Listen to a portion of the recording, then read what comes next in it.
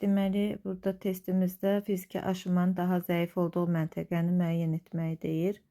Bildiyimiz kimi aşınma 3 yerə bölünür. Fiziki, kimyəvi və üzvü aşınma. Fiziki aşınma səhralarda, quraq ərazilərdə olur. Kimyəvi aşınma rütubətli ərazilərdə olur. Üzvü aşınma isə bitki heyvanla əlaqəlidir və canlı orqanizmlər nəticəsində olur. Bizdən burada fiziki aşınmanın zəif olduğunu istədiyinə görə səhra əraziləri, tropik əraziləri çıxacaq cavablardan.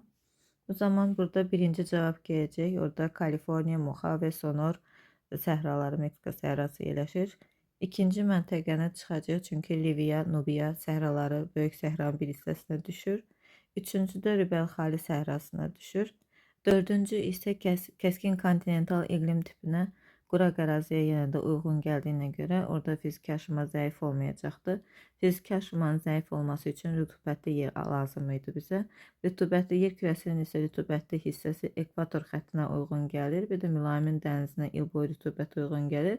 Burada isə cavablar arasında 5 ekvatorial ərazidə olduğuna görə orada fiziki aşınma zəif olacaqdır. Deməli, doğru cavabımız Y variantıdır.